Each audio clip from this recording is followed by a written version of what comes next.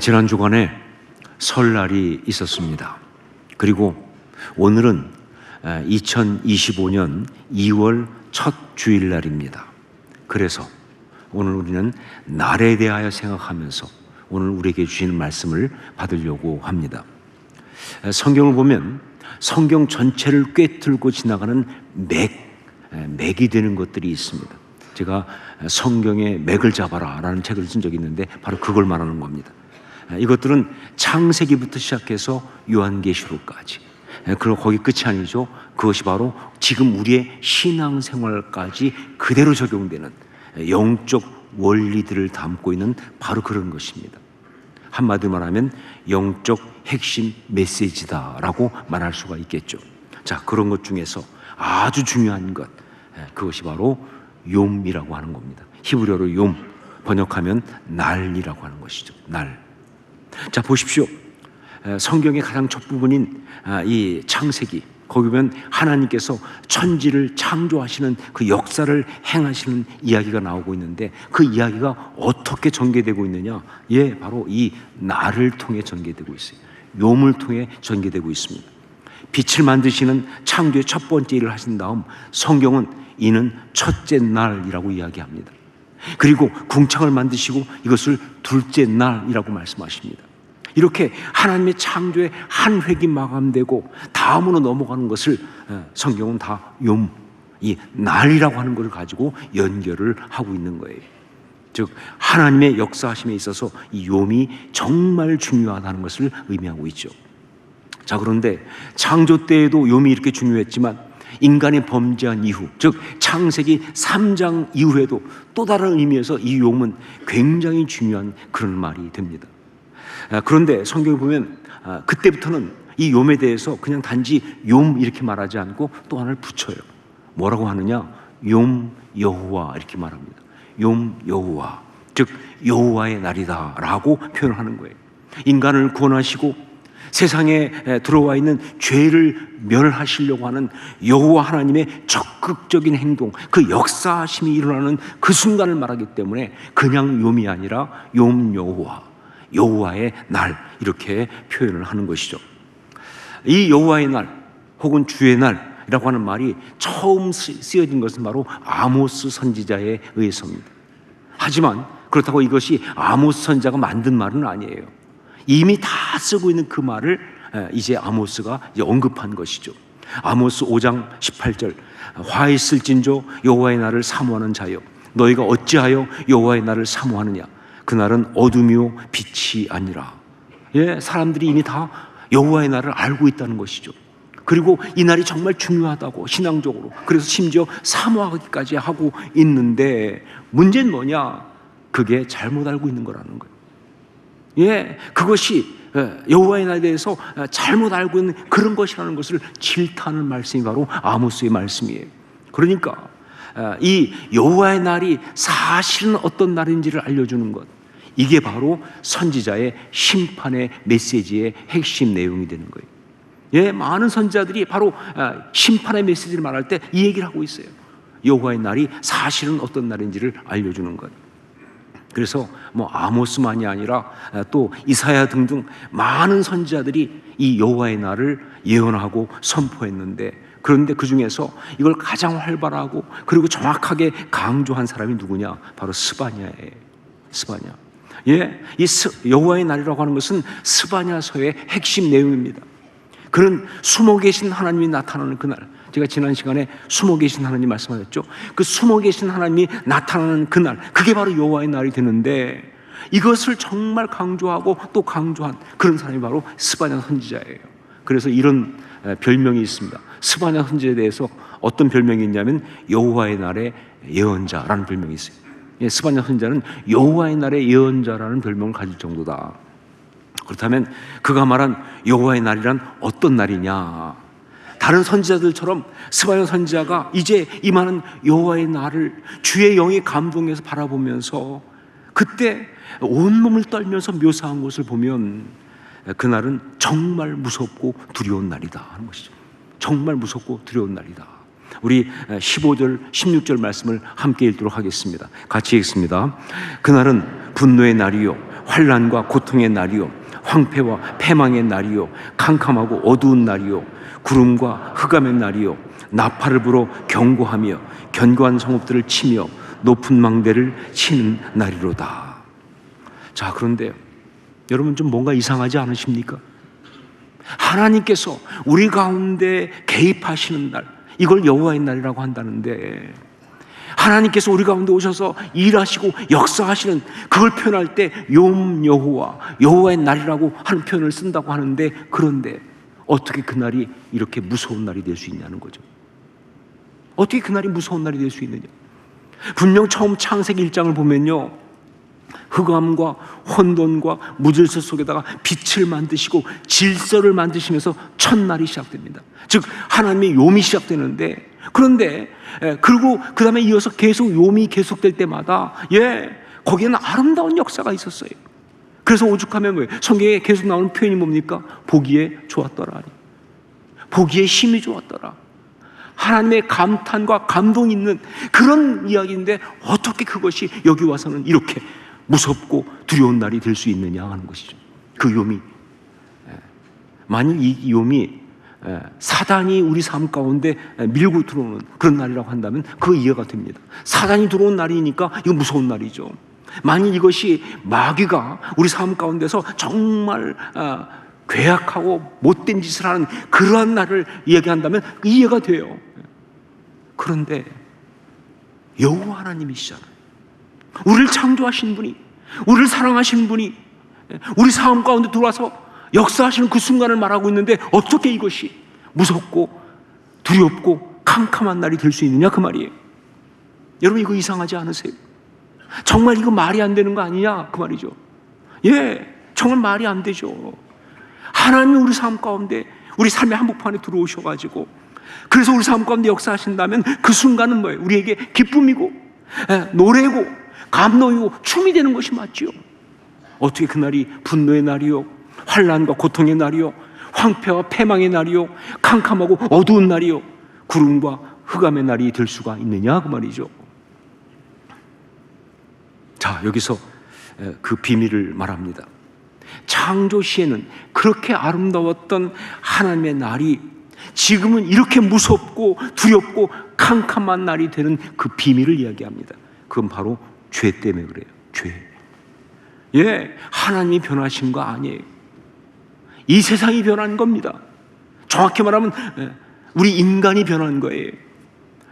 하나님은 우리를 파괴하려고 오시는 거 아니에요. 그게 아니라 죄를 심판하고 죄를 도말하시려고 오시는 거예요.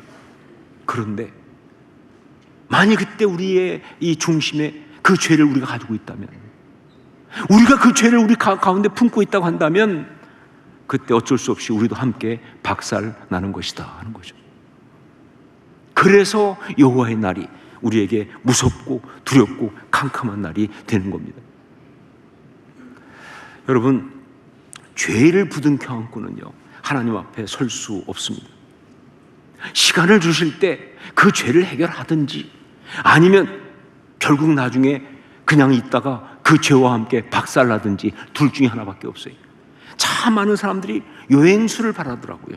무슨 얘기냐? 어떻게 되겠지, 정말 그냥 어떻게 되겠지, 시간이 가면 해결되겠지. 여러분, 죄는 절대로 어떻게 안 됩니다. 죄는 절대로 시간이 간다고 해결되는 거 아니에요. 그 죄를 그냥 해결하지 않고 그냥 가지고 있는 것은 뭐와 같으냐? 이 뱃속에다가 시한폭탄을 넣어놓고 있는 것과 똑같은 거예요. 지금 당장은 안 터지죠. 하지만 째깍째깍 시간이 가면, 그러니까 그 어떤 시간 전에 제거하지 않으면 어김없이 그 시간에 터지게 돼 있어요. 그 시간이 언제예요? 욤 여호와예요. 하나님이 개입하신 시간이 그 시간이. 우리 인생이 함께 날아간다 그 말입니다. 이게 바로 욤 여호와예요. 자, 그런데 오늘 말씀 여기에서 스바냐 선지자가 뒤집어지고 있는 이유는 뭐냐? 이 이야기가 하나님을 알지 못하고 믿지도 않는 이방인들과 세상 죄인들에게만 일어나는 일이 아니라, 하나님 백성이라고 하는, 하나님이 택하신 사람들이라고 하는, 그래서 그들 스스로 하나님 믿고 있다고 말하고 있는, 나름 하나님의 신앙으로 살아간다고 얘기하는 그 사람들에게도 적용되는 이야기라는 사실 때문에 뒤집어지는 거예요. 보세요. 스바냐가 바라본 그 여호와의 날에 무섭고 엄청난 심판과 파멸이 누구에게 일어나고 있는지. 먼저 우리 8절 9절 말씀을 함께 읽겠습니다. 8절 9절 같이 읽습니다. 여호와의 희생의 날에 내가 방백들과 왕자들과 이방인의 옷을 입은 자들을 벌할 것이며 그날에 문턱을 뛰어넘어서 포악과 거짓을 자기 주인의 집에 채운 자들을 내가 벌하리라. 여기 나오는 방백과 왕자들은 어디 방백이고 어디 왕자들입니까? 유다 민족의 방백들이에요. 유다 민족의 왕자들이에요. 그러니까 유다 백성들의 영적인 리더들을 말하는 겁니다. 그러니까 이 말은 뭐냐? 하나님의 선민으로 나름 신앙생활 잘하고 있다고 하는 그런 사람들을 말하는 것인데, 그런데 사실은 그들이 세속적인 욕망과 세상적인 욕심만을 추구하고 있는 것이고, 하나님의 성전 안에서 자기의 죄악된 상처를 가지고 온통 거짓과 포악, 정치 노릇만 해대고 있는 그런 것들이다, 그런 이야기죠. 자, 12절 말씀을 또 함께 읽겠습니다. 12절 같이 읽습니다. 그때 내가 예루살렘에서 찌꺼기같이 가라앉아서 마음속에 스스로 이르기를 여호와께서는 복도 내리지 아니하시며 화도 내리지 아니하리라 하는 자를 등불로 두루 찾아 벌하리니. 여러분, 세상의 다른 도시가 아니에요. 소돔과 고모라 얘기 아니에요. 어디예요? 예루살렘 이야기입니다. 예루살렘 이야기예요. 그 예루살렘에 거하면서 겉으로는 하나님을 예배하고 찬양하고 기도하면서 하나님 말씀을 선포하고 거기에 아멘이라고 답하고 그러고 있지만, 사실은 찌꺼기같이 가라앉아서 마음속으로는 하나님 무슨 역사를 하시나, 신앙이 무슨 소용이 있을까, 이것도 헛짓 아닌가 라고 생각하고 있는 바로 그 사람들 이야기예요. 하나님이 그들을 등불로 두루 찾아 벌하겠다 하셨어요. 아무리 숨어 있어도 등불로 두루 찾아 벌할 것이다. 저는 스바냐를 떨리게 했던 바로 이 말씀을 보면서 저도 또한 너무 가슴이 떨렸습니다. 우리 한국교회를 생각하면서, 우리 호산나교회를 생각하면서, 신앙인이라고 하는 우리 자신을 생각하면서, 스바냐가 그 당시 유다 백성들을 보면서 지금 여호와의 날이 임하면 우린 다 죽었다, 이건 정말 엄청난 재앙이고 이건 정말 멸망이다 라고 그렇게 떨며 놀랐던 그 마음 그대로 저는 지금 한국교회, 우리 호산나교회를 보면서, 아니 저 자신을 보면서 똑같이 그렇게 놀라요. 정말 두렵습니다. 지금 여호와의 날이 임하면 우리 다 죽었습니다. 우린 다 박살나는 거예요. 우린 끝장나는 거예요. 우리 솔직히 말합시다. 지금 한국교회가 진짜 교회 맞습니까? 우리 호산나 교회가 정말 바른 교회인가요? 우리는 정말 주님의 보좌 앞에 제대로 설 수 있겠습니까? 하나님께서 죄를 박살내시는 심판의 철퇴를 휘두르시면서 그 모든 걸 박살내실 때 우리는 박살 안 날 수 있겠어요? 우리는 괜찮을까요? 여러분, 여호와의 날이 지금 임하면 우린 견딜 수 있느냐, 그 말이에요. 요즘 세상 사람들이 많이 하는 소위 정신승리, 자기 최면, 이런 거 하지 말고 제대로 똑바로 말하자고요. 제가 볼 때 그런 한심한 그런 작태가 가장 많이 일어나는 게 교회예요. 그냥 얘기하면 그냥 아멘하면서 천국 갈 거라고, 우리는 구원받을 거라고, 우리는 다 이길 거라고. 정직하게 말합시다. 우리 정직하게 말하자고요. 우리 견딜 수 있어요, 심판을? 죄를 박살내실 때 우리는 괜찮을 수 있느냐 그 말이에요. 우리 괜찮은 거 맞아요? 이게 문제죠. 이게 무서운 이야기예요. 자, 그러면 어떻게 해야 되나요? 여호와의 날이 그렇게 우리한테 무섭고 두려운 날이 되지 않으려고 하면 우리는 어떻게 해야 하는가? 그 답이 스바냐가 그때 여호와를 보면서 놀라면서 유다 백성, 하나님의 사람들에게 아주 간곡하게 촉구했던 그 메시지에 정확하게 들어가 있습니다. 그것이 2장 1절로 3절 말씀이에요. 우리 2장 1절로 3절 말씀을 함께 읽도록 하겠습니다. 같이 읽습니다. 수치를 모르는 백성아 모일지어다 모일지어다. 명령이 시행되어 날이 겨같이 지나가기 전, 여호와의 진노가 너에게 내리기 전, 여호와의 분노의 날이 너에게 이르기 전에 그리할지어다.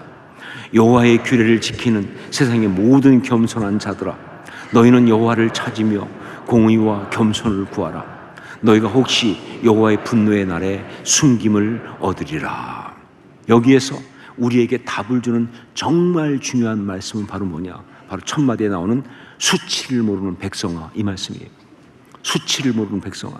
스바냐는 그렇게 여호와의 날에 망하고 말 그 안타까운 사람들을 표현하면서 어떤 표현을 쓰고 있느냐? 수치를 모르는 백성아 라는 표현을 쓰고 있거든요. 그러니까 이게 답이에요. 자, 그들이 하나님 백성이라고 하면서 나름 신앙생활을 하고 있다고 하는데 사실은 여호와의 날에 박살나고 말 그런 인생인 이유가 뭐냐? 수치를 모르고 있기 때문이다. 수치를 모르고 있기 때문이다. 이게 무슨 말이냐? 수치를 모르는 백성은 도대체 영적으로 어떤 문제가 있는 사람을 말하는 것이냐? 여기 사용된 이 수치라는 말, 이게 중요하죠. 이거는 히브리어로 가사프라고 하는 말인데 그 뜻이 뭐냐? 사모하다, 그리워하다, 간절히 바라다, 열망하다, 이런 뜻이. 가사프, 사모하다, 그리워하다, 간절히 바라다, 열망하다. 그러니까 수치를 모르는 백성은 하나님을 향하여 그 열망이 없는 사람들이에요. 하나님을 향해 그 마음이 없는 사람들이에요. 하나님 섬긴다고 하고 있는데 그 마음 속에 하나님 백성으로 하나님 믿는다고 하고 있는데 예배드리고 기도도 한다고 하는데 그런데 하나님을 향한 어떤 사모함도 사실은 없는 영적인 어떤 갈망이나 거룩한 열정이 사라진 채 형식과 껍질과 습관만 있는 그런 사람들 말하는 거예요. 여기 수치를 모르는 이 말을 갖다가 우리 바꿀 때 뭐로 바꿀 수 있어요? 뻔뻔하다로 바꿀 수 있잖아요. 근데 가끔 보면 그렇잖아요. 마음은 전혀 아닌데 사랑해요. 그러면 우리 뭐라고 말합니까? 입술에 침이나 바르고 말해라. 그거예요. 하나님께 한다는 게 문제죠. 뭐 찬양하면서 하나님 사랑해요. 뻔뻔한 짓이죠. 마음이 없어요. 사모하지 않습니다. 이게 문제인 거예요. 핵심은 이것입니다. 답은 바로 이것입니다. 하나님을 향한 그 마음을 회복하는 것, 은혜를 사모하는 그 거룩한 열심을 회복하는 것, 이게 답이에요. 그러니까 우리가 수치를 모르는 백성이 아니라 하나님을 사랑하는 그 마음에 가슴이 뜨거운 사람이 되어야 그래야 되는 거예요. 그게 바르게 제대로 되는 것이다. 그런 이야기죠. 이번에 미국에 다녀오면서 LA 다녀오면서 일부러 하와이 코나에 가서 열방대학을 들렸습니다. 그 열방대학 거기를 가서 보면서 25년 전에 그때 아내와 10살 먹은 아들 데리고 그 DTS 받으려고 거기 갔던 그 생각이 정말 많이 났습니다. 25년 전에. 그러면서 그 열방대학 캠퍼스를 걸으면서 제 아내하고 이런 얘기를 나눴는데 우리가 만약 그때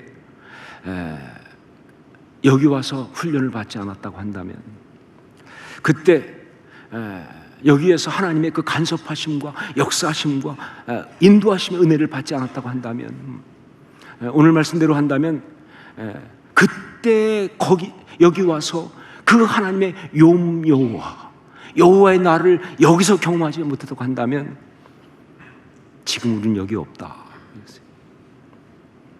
아들과 며느리와 손자와 손녀를 데리고 여기 방문하는 이런 일은 있지도 않을 것이다. 그런 이야기를 했습니다.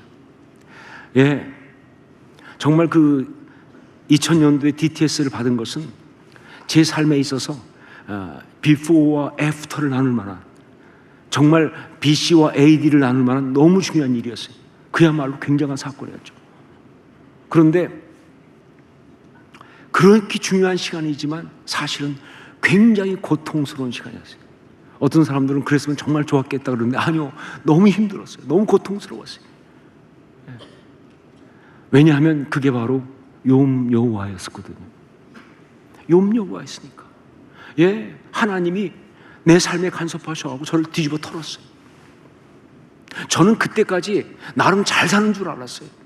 그리고 제가 봐도 객관적으로 괜찮았거든요. 뭐 목사였고 결혼해서 미국에 가서 교회 개척했는데 4년 만에 정말 아이들까지 800명 되는 어마어마한 교회를 부흥시키면서 잘하고 있다고 생각했어요. 문제 하나도 없다고 생각했어요. 그런데 제 바닥에 죄가 가라앉아 있던 거예요. 근데 이걸 하나님 뒤집어 터니까 이게 쏟아지기 시작합니다. 하나님의 간섭은 그렇게 시작됐어요. 죽는 줄 알았어요. 사역만 끝장나는 게 아니라 가정이고 삶이고 다 끝장난 줄 알았어요.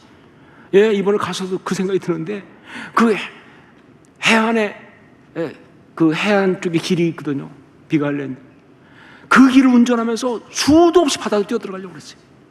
죽으려고. 그렇게 고통스러웠어요. 정말 하나님이 죄를 뒤로 터니까 그런 역사가 있었어요. 그런데 감사하게도 만일 그런 일을 제가 LA에 있으면서 많이 경험했다면 끝났습니다. 그런데 감사하게도 하와이 DTS에 가서 은혜 받으면서 하나님 앞에 나아가면서 말씀 앞에 나아가면서 하나님 앞에 찬양하면서 그 은혜 가운데 정말 하나님 앞에 마음이 간절한 그때 받았기 때문에 견뎠어요. 이겨낼 수가 있었습니다. 그리고 결국은 그 시간이 제 삶에서 가장 아름다운